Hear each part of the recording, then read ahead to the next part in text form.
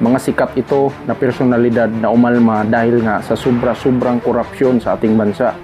So hindi na nila mapipigilan yung naramdaman nila, no?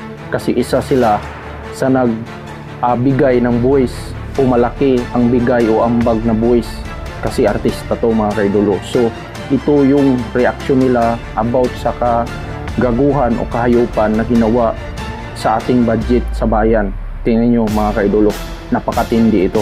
Day, 2.7 million, isang araw lang kinukurakot. Paano nangyari natago nyo to? Parang hindi ako makapaniwala na ganun kalaki yung amount. Yung utang natin napakarami na, 17 trillion. Tapos ano umiral ang konsensya natin pag tayo ko'y nabuking na. Kailangan nating maintindihan kung bakit tayo pagmamahal ng isang bansa para may magawa talaga tayo. Honest kami kung magbayad ng tax. Kung saan-saan na lang tayo mga pinaghirapan.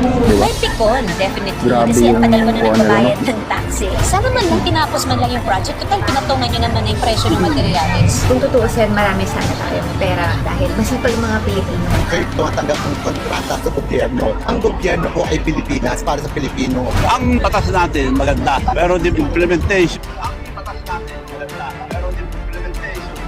Galit na galit sila, mga kaidolo. So kayo, tayong lahat na Pilipino is may ambag o may pakinabang dito sa ginawa nilang kahayupan o kagaguhan sa ating mga tax. Dahil nga lubog na tayo sa utang, sabay kurakutin pa nila na wala tayong kaalam-alam na ganito na pala kalaki yung nakurakot nila. So ito, katulad nito ng mga personalidad.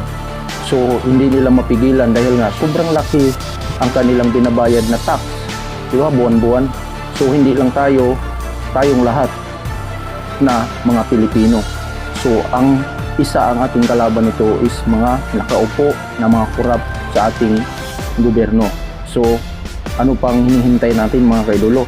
Kailangan na talaga tong aksyonan ng mga Pilipino. So kailangan burahin yung mga korupsyon o burahin ang nagtatrabaho sa ating gobyerno na siya ang nagpapahirap sa atin ngayon. So God bless sa ating lahat. Sana magising tayo lahat ng Pilipino sa galit ng mga artista na to.